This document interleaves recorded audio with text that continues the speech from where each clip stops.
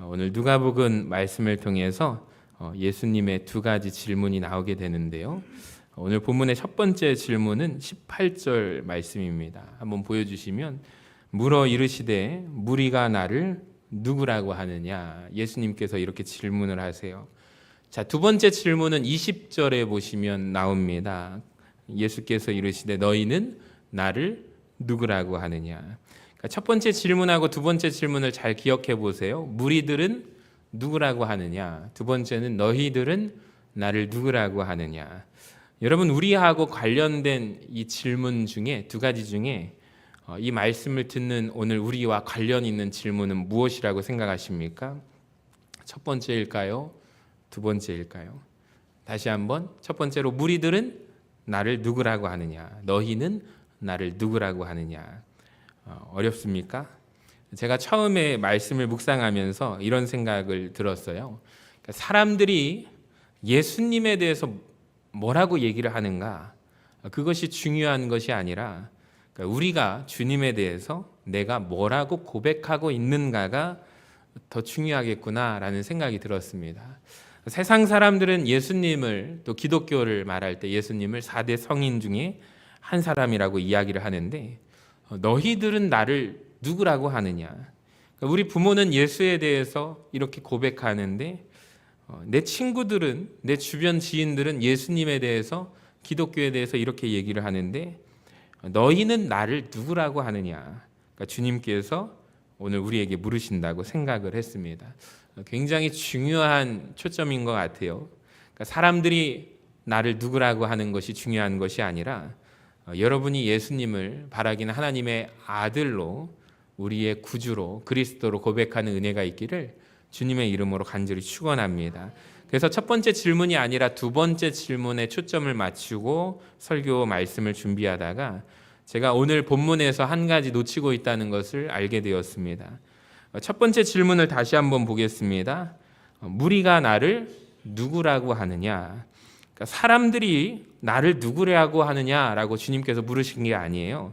정확하게 사람들이 아니라 뭐라고 하시죠? 무리들이라고 하십니다. 그러니까 특정한 어느 한 그룹을 언급하십니다. 여러분, 도대체 이 무리들이 누굴까요? 지난주 설교 기억나십니까? 오병이어의 기적에 대해서 우리가 말씀을 함께 나누었습니다. 그때 예수님을 따라다니던 사람들, 남자 숫자만 몇 명이죠? 5,000명이나 되는 숫자 사람들, 그 사람들이 예수님을 따라다닌 사람들이에요. 그러니까 주님께서는 예수님은 이 사람들을 뭐라고 하시냐면 무리라고 지칭하십니다. 그러니까 우리식으로 요즘 말로 바꾸면 예수님을 좋아하는 사람들, 예수님의 팬들이라고 부를 것입니다. 그러니까 예수님이 너무 좋아요. 예수님의 말씀을 사모합니다. 성경에 보니까 이들이 며칠간 예수님을 따라다니는지 아십니까? 무려 3일간을 예수님을 따라다니면서 말씀을 들었다고 합니다. 제가 보통 설교 시간이 강단에 올라와서 30분 정도를 하게 되는데, 만약에 여러분 제가 지금부터 3시간을 한다고 생각해 보시면 과연 어떠한 일이 일어나게 될까요? 아마 난리가 나지 않을까요? 손을 들어서 목사님 빨리 끝내주시라고, 저 약속 있다고 말할지도 모릅니다. 근데 이 사람들을 보세요. 이 무리들이 무려 3일간을 그렇게 예수님 말씀을 사모했던 사람들이었습니다. 예수님께서 그 무리들이 나를 어떻게 생각하는가 이렇게 물으시죠. 자, 두 번째 질문을 다시 보세요. 너희는 나를 누구라 하느냐. 자, 여기에서 너희가 누굴까요? 18절 말씀을 좀 자세히 풀어진 말씀을 보여주시면, 예수께서 따로 기도하실 때 누가 함께 있어요? 제자들이 주와 함께 있더니, 같이 읽어봅니다. 시작. 물어 이르시되 무리가 나를 누구라고 하느냐. 자, 여기에서 말하는 너희들은 누구예요? 즉 제자들인 것이죠. 그러니까 질문은 이렇게 구별이 됩니다. 첫 번째 질문은 무리들이 예수님에 대해서 가지고 있는 생각. 두 번째는요, 제자들이 가진 예수님에 대한 생각입니다. 결국에 이 질문이죠. 이 두 가지 질문이 나하고 어떤 관련이 있는가를 우리가 생각해 보아야 합니다. 먼저 짚고 가야 될 게 있어요. 뭐예요? 나는 과연 무리인가 제자인가? 나는 무리에 속한 사람일까 제자에 속한 사람일까? 여기에 대해서 완전히 달라지게 되는 거죠. 보통 우리는 어떤 경향이 있냐면 이렇게 생각하는 경향이 있습니다. 나는 그래도 예수님의 제자이지 않을까? 난 예수님의 제자라고 생각하는 경향이 강합니다. 근데 여러분 기억하세요? 아닙니다. 내가 무리 중에 어쩌면 한 사람일지도 모르기 때문입니다. 확인하시기 바랍니다. 오늘 말씀을 들으면서 끊임없이 우리 스스로에게 질문할 것을 나는 무리인가? 나는 제자인가? 따라해 볼까요? 나는 무리인가? 나는 제자인가? 여러분 꼭 기억하시기를 바랍니다. 성경 말씀을 읽다 보면 아주 면밀하게 예수님께서는 무리하고 제자를 구분하신다는 것을 알게 됩니다. 그리고 또 구분하시고 다르게 대하신다는 것을 알게 되죠. 이 대표적인 예를 제가 몇 가지 가져왔는데요. 마태복음 5장의 말씀을 우리는 이렇게 부릅니다. 산상수훈이라고 합니다. 5장에서 시작된 예수님의 말씀이 7장까지 이어지게 되는데요. 마태복음 4장 마지막 절 25절을 한번 보시면 이렇게 끝납니다. 같이 읽어봅니다. 시작. 갈릴리와 데가볼리와 예루살렘과 유대와 요단강 건너편에서 수많은 무리가 따르니라. 자, 예수님께 수많은 무리가 따라다니고 있어요. 5장 1절에 예수님께서 무리를 보십니다. 그 무리를 보시고 산에 올라가 앉으시니 그 다음에 누가 다가와요? 제자들이 나온지라. 입을 열어 가르쳐 이르시되. 여러분 이게 한글 성경으로 번역된 것을 읽으면 이게 차이가 잘 느껴지지 않는데 영어 성경을 제가 가지고 왔거든요. 한번 보시기 바랍니다. 예수님께서 무리를 보고 산에 올라가셨다. 그의 제자들이 그때 나오니 제자들을 가르치시기를 시작하셨다. 여러분 이해가 되십니까? 이게 충격입니다. 수많은 무리가 예수님을 따라오고 있는데 주님께서 무리가 있는 산에 올라가셔서 제자들이 주님께로 나올 때에 그때 제자들에게 가르치시기를 시작하셨다는 거죠. 완전 다르죠, 의미가.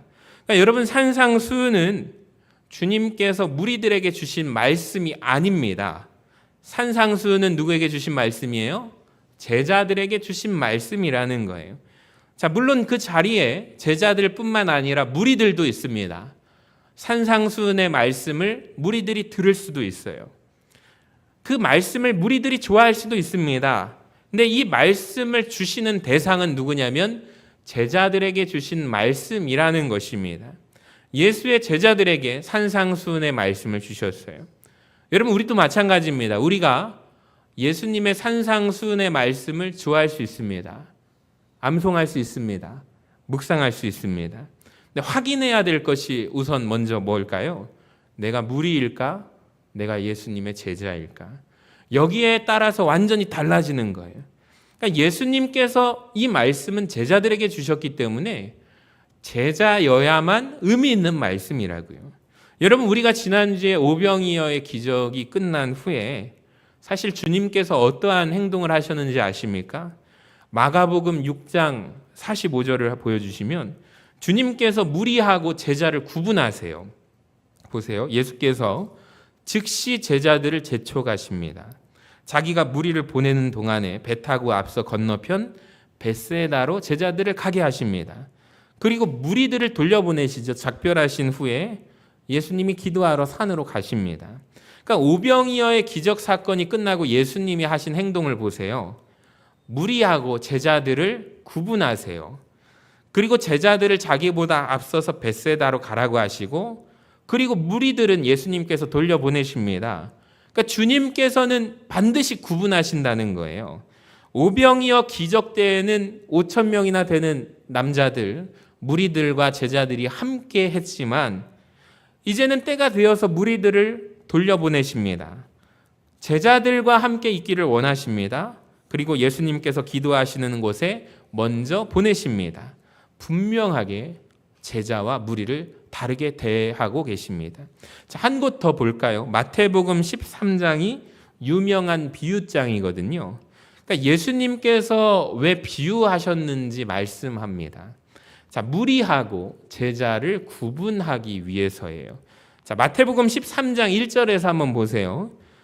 그날 예수께서 집에서 나가서 바닷가에 앉으심에 큰 무리가 그에게로 모여들거늘 예수께서 배에 올라가 앉으시고 온 무리는 해변에 서 있더니 예수께서 비유로 여러 가지를 그들에게 말씀하십니다. 여러분, 주님께서 비유를 시작하시네요. 10절을 볼까요? 제자들이 예수께 나와 이르되, 이번에는 제자들이 나옵니다. 어찌하여 그들에게, 무리들에게 비유로 말씀하시나이까?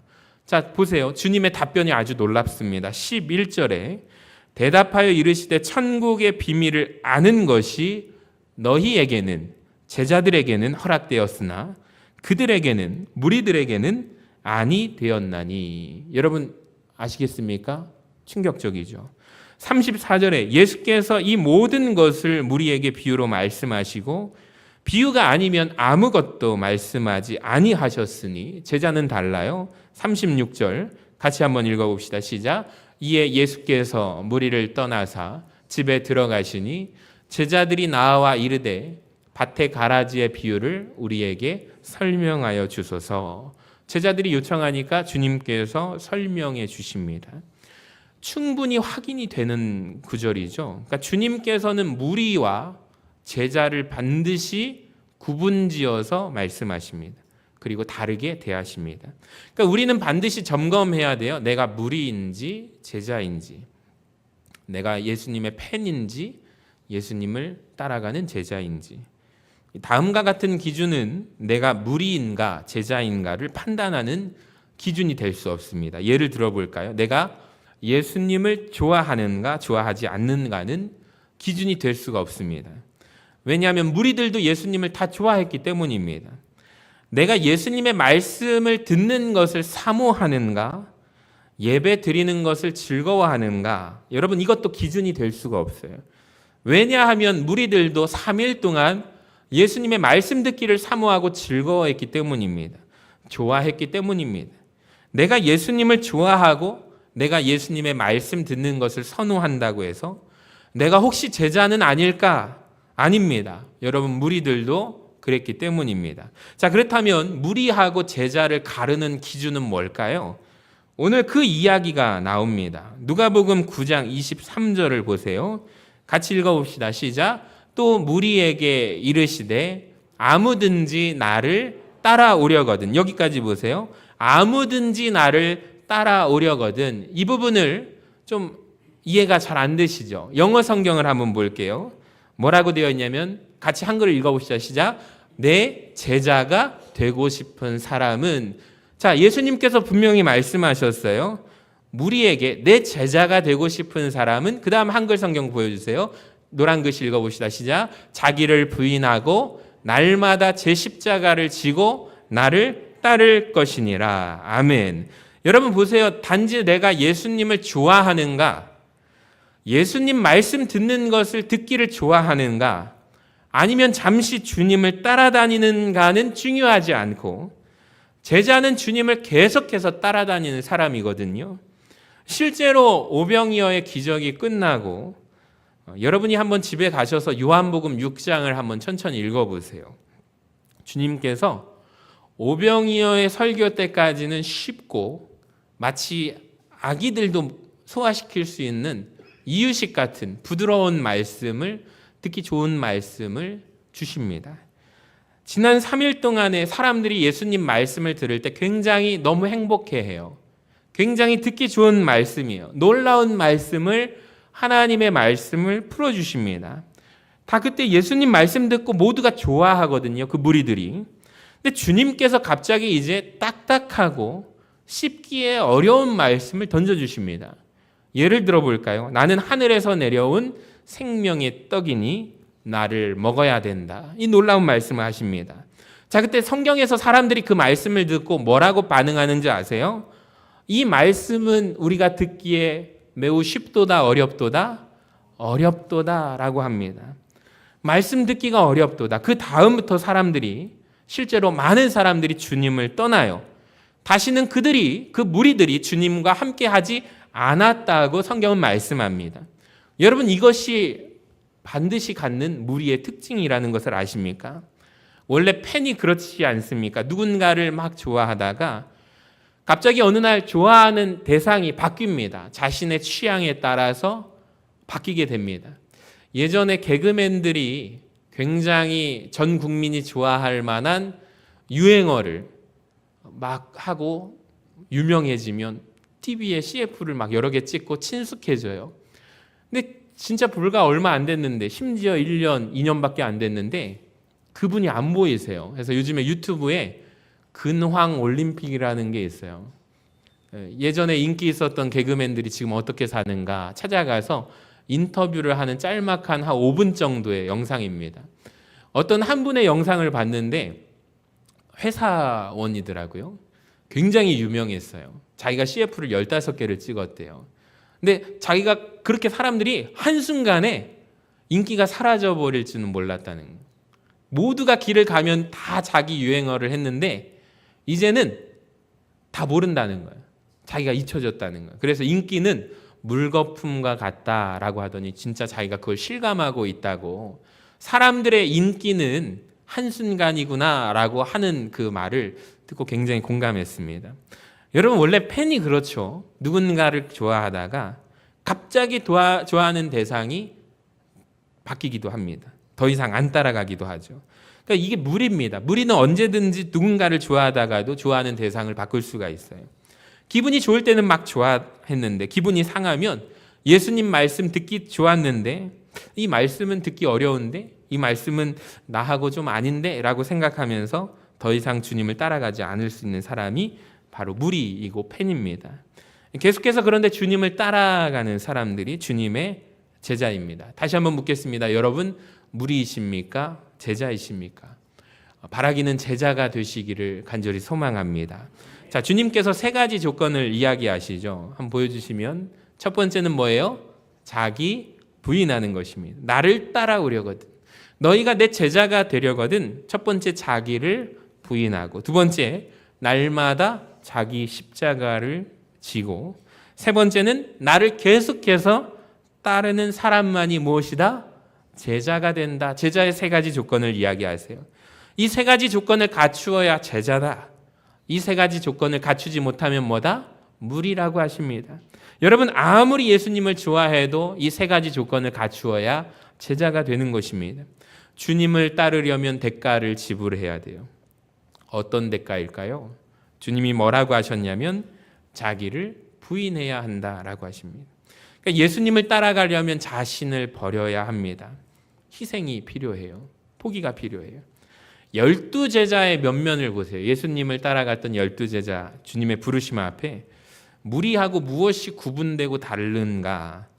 성경에 꼭 이 단어가 나옵니다. 12제자가 주님의 부르심을 받을 때 각자가 가지고 있던 모든 것을 포기하고 주님을 따라가게 됩니다. 주님께서 베드로와 안드레, 이런 어부 제자들을 부르실 때 성경에 따르면 그들이 무엇을 버리죠? 자기 배를 버리고 그물을 버려두고 주님을 쫓아갔대요. 심지어 자기 가족을 버리고 주님을 쫓아갔대요. 그러니까 제자는 포기하는 것입니다. 세리 마태, 그의 직업은 세리였습니다. 안정된 직업이죠. 주님이 나를 따라와라 라고 하실 때 그것을 버리고 주님을 따라갑니다. 포기하고 쫓아갑니다. 근데 팬들은 어때요, 여러분? 조금도 희생하지 않습니다. 오늘 점검해 봅시다. 오늘 나는 과연 예수님의 제자인가요? 아니면 주님을 좋아하는 팬입니까? 내가 포기한 것이 있나요? 내가 자기 자신을 부인한 적이 있습니까? 어떤 사람은 자기 계획을, 어떤 사람은 자기 생각을, 어떤 사람은 자기 감정을, 어떤 사람은 꿈을 버려야 합니다. 이것을 포기 못하면 제자 못합니다.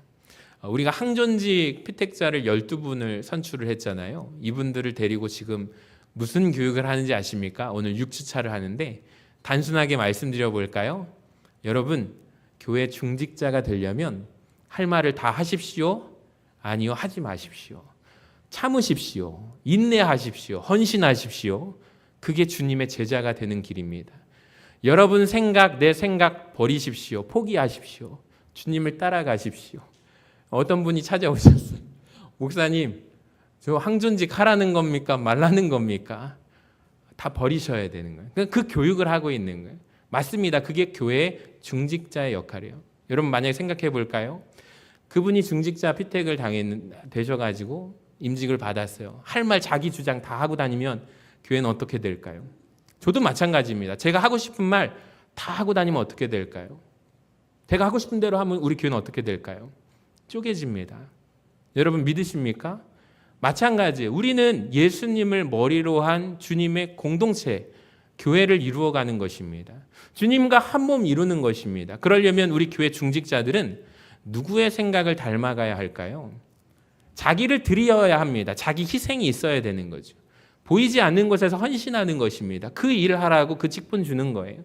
그러니까 명예로 계급으로 생각하시면 안 되는 거예요. 그러니까 그 교육을 하고 있어요. 이분들이 끝까지 잘 완주할 수 있도록 기도해 주시기를 바랍니다. 그것이 주님께서 원하시는 길이고 우리 믿음의 선배들이 그 모습을 보여주셨기 때문에 우리 교회가 지금까지 든든히 왔다고 저는 믿습니다. 마태복음 19장에 보시면 그림에 보여주시면 예수님을 찾아왔던 한 부자 청년 이야기가 나와요. 예수님이 보실 때 이 청년이 너무 사랑스러웠습니다. 근데 주님께서 이 청년을 보시고 딱 한 가지가 부족하셨던 것 같아요. 그래서 이 말씀을 하십니다. 부자 청년에게 너의 재산을 다 팔아서 가난한 사람들에게 무엇하라? 나누어 주고 그 다음에 나를 따르라. 나의 제자가 되어라 라고 얘기하십니다. 근데 성경에 분명히 이렇게 나오죠. 이 청년이 이 말씀을 듣고 난 후에 근심하여 재물이 많음으로 근심하여 되돌아갔다. 다시 오지 않았다. 제자가 되지 않았다라고 나옵니다. 주님이 보시기에 이 청년이 딱 한 가지 부족한 게 있는데 걸림돌이 뭐예요? 돈을 향한 탐욕, 욕심이 보였기 때문입니다. 그러니까 이 문제가 해결되지 않고는 이 청년은 제자가 될 수 없는 거예요. 어떤 이에게 주님은 말씀하십니다. 너의 꿈을 포기해라. 그 꿈을 내려놓지 않고서는 주의 제자가 될 수 없다. 어떤 이에게는 주님께서 말씀하십니다. 너의 그 습관을 내려놓아라. 너의 인간관계를 내려놓아라. 옛 자아를 내려놓아라. 이야기하십니다. 그래야 주님의 제자가 될 수 있습니다. 여러분 주님의 제자 되시기를 바랍니다. 자, 두 번째 예수님을 믿는 게 제자가 되는 게 자기 부인, 자기를 포기하는 것만 있으면 저는 쉽다고 생각해요. 그런데 주님께서 두 번째로 부인할 뿐만 아니라 두 번째 조건이 뭐를 지래요? 십자가를 지래요. 주님의 십자가가 아니라 반드시 말씀합니다. 자기 십자가를 지고 나를 따라오래요. 그러니까 예수님을 따르는 삶이 포기하는 것만 있으면 쉬울 텐데 해야 될 일이 또 있다는 거예요. 주님께서 자기 십자가를 지셨잖아요. 너희들도 제자들도 나와 같이 자기 십자가를 지고 나를 따라오라 라고 하십니다. 여러분 십자가는 무엇을 상징할까요? 사명을 상징합니다. 인류를 구원할 십자가입니다. 우리에게도 사명의 십자가가 있답니다. 우리 여름 사역을 시작하는데 제가 가끔 수요기도회 때 우리 성도님들과 함께 얘기했는데 우리 한국교회 좋은 전통이 있어요. 저는 그것들이 좀 없어지지 않았으면 좋겠는데 제가 초등학교 때 철로 역정이라는 프로그램이 있었어요. 우리 성도님들 아시는 분들은 고개를 끄덕거리실 텐데 잊지 못할 게 하나 있습니다. 뭐냐면 초등학교 3학년 때였나요? 이 십자가보다 더 무거운 것을 통나무로 그때는 우리 선생님들이 참 믿음이 좋으셨어요. 그래서 한 조에 애들이 12명 정도 되거든요. 그래서 초등학교 4학년짜리 1학년부터 6학년까지 있는 그 우리 조가 낑낑대면서 이 십자가를 제가 볼 때는 한 500m 끌고 갈 것 같은데 한 20m 끌고 갔을 거예요. 교회 마당에서 끌고 가는 체험을 했어요. 요즘 이런 것이 다 한국교회에 있어요, 없어요? 우리 여름 성경학교 때 좀 내년에 했으면 좋겠습니다. 그러니까 요즘에 이 신앙생활을 너무 편안하게 하세요. 그러니까 고난 없는 십자가. 우리뿐만 아니라 마찬가지죠. 아이들도 학생들도 좀 이런 체험들을 좀 해야 기억이 납니다. 너무 시원하게 다 원하는 대로 에어컨 틀어주고 하면 기억 안 납니다. 근데 땀을 뻘뻘 흘려봐야, 고생을 해봐야, 여러분 고난을 겪어봐야 신앙을 그들이 기억하고 주님을 따라가게 됩니다. 여러분 우리를 향한 십자가가 있습니다. 사명을 상징하죠. 우리에게도 사명의 십자가가 있습니다. 자, 십자가의 특징을 한번 여기 앞에 십자가를 보세요. 제일 먼저 무겁습니다. 그러니까 예수님께서 십자가 지기가 무거워서 사진을 보여주시면 구레네 시몬이 나오잖아요. 그가 예수님을 도와줄 정도였잖아요. 근데 무리는 어떻습니까? 십자가 지지 않습니다. 무리들은 사명 감당하지 않는다고요. 그냥 무리입니다. 소비하기만 해요. 죄송한 말씀 드리겠습니다. 우리 교회에 말씀이 좋아서 오신 분들 계십니까? 전 말씀드립니다. 무리로 오신 거예요. 그러니까 여러분 십자가가 있어요. 근데 그 십자가를 외면하지 마시기 바랍니다. 그러니까 그 십자가를 지고 헌신하지 않는 한 여러분은 계속해서 설교의 소비자가 되시고 무리로서 있는 거예요. 좀 불편하시죠? 근데 주님께서 말씀하셨어요. 자기 십자가를 지고 나를 따르지 않는 자는 나에게 합당하지 않다 말씀하셨습니다. 여러분 십자가 지시기를 바랍니다. 아멘 좀 크게 하시기 바랍니다. 사명 감당하시기를 바랍니다. 봉사하시기를 바랍니다. 희생하시기 바랍니다. 익숙합니다. 1부 때도 아멘 안 하셨어요. 그러니까 누구는 물질로, 누구는 시간으로, 누구는 몸으로 섬겨요. 어제 교회학교 교사들이 밤 10시까지 막 꾸미고 갔어요. 아래층 보시면 뭔가 아이들이 좋아할 만하죠. 입체적으로 꾸며놨어요. 굉장히 미안한 마음으로 목사님 죄송해요. 리모델링 해가지고 안 할까 몇 번을 고민했는데 안 그래도 해야겠어요. 할렐루야. 아이들을 위해서 생각하기만 하면 해야겠어요. 그래서 잘하셨다고. 얼마든지 하시라고. 우리 장로님, 우리 중직자들 그럴 분들 아니라고. 제 믿음으로 큰 소리 쳐놨습니다. 괜찮다고. 아이들을 위해서 아이들을 그 주제를 가지고 하는데 얼마든지 아이들이 행복해하면 그게 다 아니냐고 그렇게 얘기했어요. 기쁨으로 막 벽에다가 바닷가를 만들고 물고기도 붙이고 그렇게 하시더라고요. 참 감사했습니다. 늦게까지 헌신하는 모습을 보고 참으로 감사했습니다. 여러분 분명히 말씀드립니다. 우리 서신교회가 오늘날 여기까지 오기까지 누군가가 십자가 졌음을 아십니까? 제가 쉽게 하나 얘기해 볼까요? 여러분 오늘 끝나면 식사하고 가실 거죠? 점심 식사하실 거죠? 누군가는 이런 말을 당연히 의뢰할지도 모릅니다. 교회는 밥 주는 곳이다. 믿으십니까? 교회는 당연히 밥 주는 곳이라고 생각하십니까? 아닙니다. 저는 누군가가 헌신했기 때문이라고 말씀드립니다. 그러니까 누군가가 보이지 않는 곳에서 땀을 뻘뻘 흘리면서 주방봉사 사역팀으로 섬기는 거예요. 그러니까 누군가는 물질로 섬겼어요. 오늘 초복이라고 하죠, 여러분. 다른 교회에서는 너무 더워가지고 지난달에 결의했답니다. 주방 방학을 갖자. 그래서 저도 되게 그거 보고 우리 교회도 너무 고생하시는데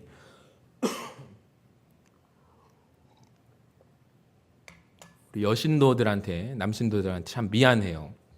주방 방학을 좀 가지면 어떨까라고 생각을 했어요. 어떤 교회에서는 컵라면을 준다고 합니다.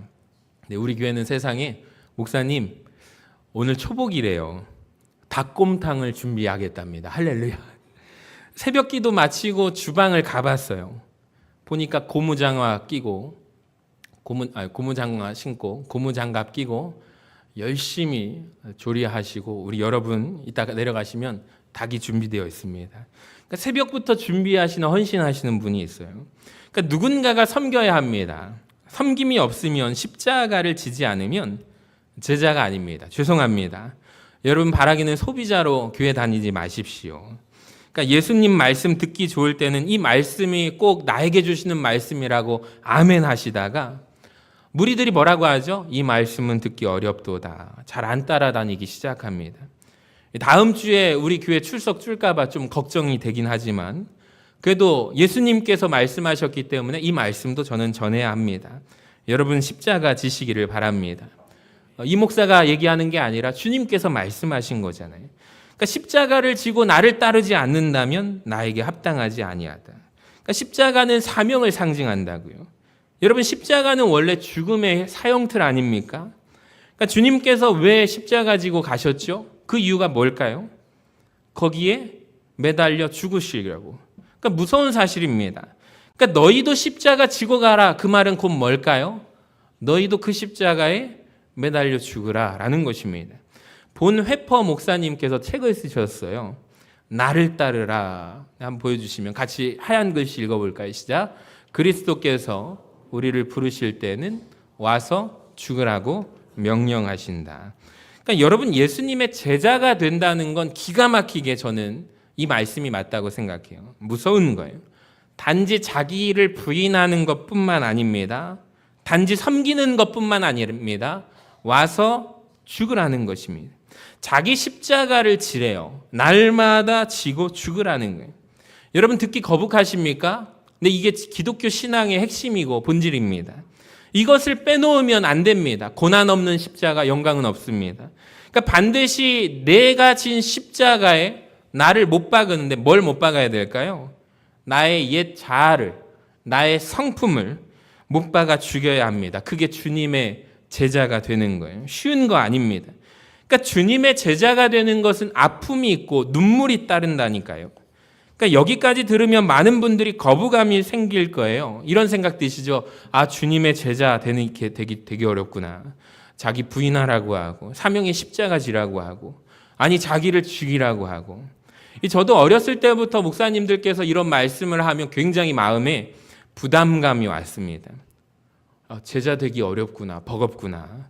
근데 제가 조금 살아보니까 깨닫는 인생의 진리가 뭐냐면, 가정에서도 마찬가지고 교회에서도 마찬가지예요. 제가 담임 목회를 하면서 느끼는 것이 뭐냐면, 내가 죽어야 되는구나. 내가 죽지 않고서는 내 자아가 펄펄 살아서는 이 목회 부모가 안 되는구나 라는 생각이 들고요. 여러분, 우리 남편분들 가정에서 가정이 천국이 되려면 어떻게 해야 됩니까? 아버지가 막 야 가자 이렇게 하자 하는 대로 그 자녀들이 군대처럼 막 척척척 따라오면은 그게 천국입니까? 아니요, 지옥이에요. 그러니까 내 자신을, 내 자아를 죽여야 아버지가 보이지 않는 곳에서 헌신하고 자녀를 위하여 피땀 흘려야 가정이 천국 되는 것을 경험하게 되었습니다. 맞죠? 여러분, 총각이 죽지 않으면 멋진 가장이 되지 않는다는 말이 있습니다. 아가씨가 죽지 않으면 위대한 어머니가 되지 않는다는 말이 있습니다. 여러분, 우리가 가정에서 경험하시잖아요. 그러니까 내 자아가 죽지 않으면 여러분, 그곳은, 그 환경이 지옥이 됩니다. 나를 십자가에 못 박아야만 자신을 부인하고 자기 십자가에 자기를 못 박고 주님을 따라갈 때 여러분, 우리가 그 공동체가 살아난다는 것을 아십니까? 여러분, 우리가 사명을 감당하지 않으면 우리 공동체를 죽이는 사람이 될 수 있다라는 거예요. 내가 시퍼렇게 살아있으면 지옥이 됩니다. 단순합니다. 그러니까 내 감정을 내려놓아야 그 공동체가 사는 거예요. 천국이 되는 거예요. 그러니까 내가 죽는 것이 공동체가 사는 길입니다. 단순한 원리예요. 교회도 마찬가지입니다. 자기의 욕심을 부인하지 않으면 교회는 망하게 됩니다. 내 욕망, 내 계획, 내 자아가 팔팔 살아서 움직인다면, 내려놓지 않는다면 그것은 다른 사람을 죽이는 통로가 되는 거예요. 그러니까 주님께서 우리를 위하여 십자가 질 것을, 십자가에 못 박일 것을 요청하고 계신다는 거죠. 교회에서 누가 제일 무서운지 아세요? 어떤 사람이, 어떤 성도가 제일 무서울까요? 제 생각에는요, 이거 아닙니다. 우리 교회가 발전하는 길은 제 생각에는 이게 맞거든요. 이런 말씀 하지 마시기 바랍니다. 하나님의 생각이 더 중요한 줄로 믿습니다. 하나님의 말씀을 통해서 내 생각, 내 자아를 죽이고 따라가야 돼요. 이것이 우리 중직자들이 가져야 되는 생각이에요. 하나님의 말씀이 강단에서 선포되어질 때 그 말씀에 순종함으로 우리가 연합하여 주님 뜻을 따라가는 거죠. 내 생각, 내 방법은 내려놓으시기를 바랍니다. 여러분, 주님이 우리를 위해서 부탁하신다니까요. 그러니까 주님이 무서운 얘기를 하시는 거예요. 그러니까 너를 부인하라. 그러니까 이 사명을 감당해라. 너는 죽으라. 네 감정을 죽이고 그래야 공동체가 산다는 것입니다. 때로는 우리가 장로, 권사, 안수집사 직분 받고 마음에 시퍼렇게 멍들 때가 있어요. 너무 참고 참다 보니까 피멍이 들을 때가 있어서 남몰래 눈물 지을 때가 있어요. 목사님, 제가 뭐하러 이렇게까지 희생해야 될까요? 누가 알아준다고? 제가 한마디 합니다. 하나님이 아십니다. 우리 주님이 아십니다. 그러니까 주님이 알아주면 되는 거죠. 저도 마찬가지거든요. 누가 알아준다고 해서 목회한다면 그건 얼마나 피곤해요. 하나님 알아주시는 거죠. 하나님이 알아주시고 하나님이 위로하신다니까요. 여러분, 그게 우리의 갖춰야 할 십자가의 자세가 아닙니까? 여러분, 모두가 살아있으면요, 그 공동체는 지옥이 된다니까요. 절대로 천국이 될 수 없습니다. 누군가가 보이지 않는 곳에서 희생했습니다. 누군가가 보이지 않는 곳에서 섬김으로 우리 교회가 여기까지 왔습니다.